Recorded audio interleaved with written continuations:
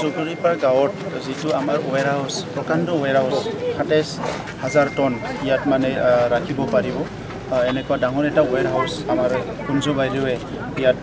নিৰ্মাণ কৰিছে তেখেতক মই কংগ্ৰেচুলেশ্যন জনাইছোঁ আমাৰ মুখ্যমন্ত্ৰী ডক্টৰ হিমন্ত বিশ্ব শৰ্মা ডাঙৰীয়াৰ নেতৃত্বত অসমত এতিয়া এটা নতুন জাগৰণ এগ্ৰিকালচাৰৰ ক্ষেত্ৰত আনিব এটা সক্ষম হৈছে আৰু ইয়াৰ কাৰণে যিটো আমি শুনি আছিলোঁ পাঞ্জাৱ হাৰিয়ানাবিলাকত গভৰ্ণমেণ্টে চৰকাৰক বহুত সহায় কৰে আমাৰ বহুত বছৰ হ'ল দেৰি হ'ল কিন্তু এতিয়া মুখ্যমন্ত্ৰী ডাঙৰীয়াই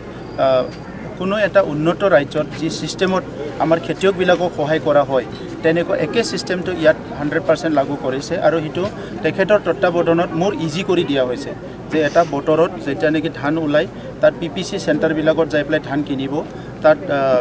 ইজি কৰি দিয়া হৈছে যে আপুনি ইটো যিমান লাগে ইমান এক্সটেন্ড কৰিব পাৰে আৰু ধানখিনি এটা উচিত মূল্য দি পেলাই য'ত আগতে মাজত দালালে পইচা খাই আছিলে মাৰ্কেটটো কেতিয়াবা উঠাই কেতিয়াবা নামাই দিয়ে তো এইবিলাক সব মানে খেক কৰি পেলাই এতিয়া ডাইৰেক্ট ফাৰ্মাৰে যাতে উচিত মূল্য পাব পাৰে ইয়াৰ কাৰণে এতিয়া আমাৰ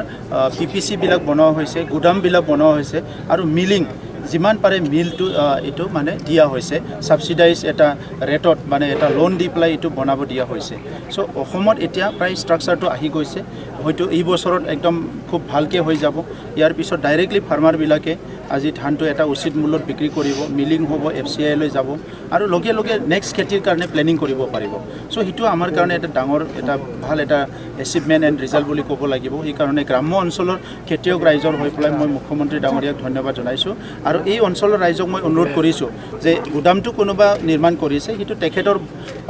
যদিও ইটো মানে ব্যক্তিগত বুলি তেখেত ভাবিব পাৰে কিন্তু হিটো ৰাইজৰ কাৰণে তো এই কাৰণে সকলো ৰাইজে যাহাতে এই গুদামটো ভালকে চলাত সকলো সহায় কৰে ইয়াৰ কাৰণে মই অনুৰোধ কৰিছোঁ এইখন মাত্ৰ নহয় যিমানখিনি গুদাম নিৰ্মাণ কৰা হ'ব যিমানখিনি মিল নিৰ্মাণ কৰা হ'ব এটো ওভাৰঅল আমাৰ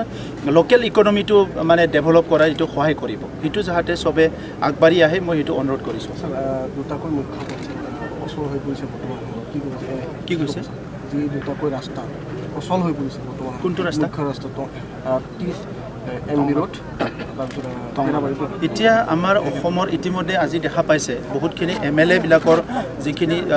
স্কিম সেই এমএলএ বিলাকক যিখিনি স্কিম দিছে অসম চৰকাৰে সেই ৰাস্তাবিলাকৰ লিষ্ট ওলাই গৈছে কেইদিনমান পিছত আমাৰ গুডউইলৰ ৰাস্তাৰ লিষ্ট ওলাই যাব আৰু ইয়াৰ পিছত আমাৰ কাউন্সিলৰ পৰাও বহুত ৰাস্তা আমি বনাবলৈ হাতত লৈছোঁ ইয়াৰ পিছত যিখিনি ৰাস্তা ৰৈ যাব এইটো স্পেচিয়েলি আমি নিৰ্মাণ কৰাৰ কাৰণে ব্যৱস্থা কৰিম পিছত কি ৰণকৌশলে আগবাঢ়িব চাই চক ৰণকৌশলটো ইমান সোনকালে কোৱা নাযায় এইটো ওচৰতে ক'ব লাগিব ইলেকশ্যনত এতিয়াই যদি ৰণকৌশলটো কৈ দিয়ে বেলেগক শিকিব নহয় আমাৰ পৰা তো সেইকাৰণে পিছত কৈ দিম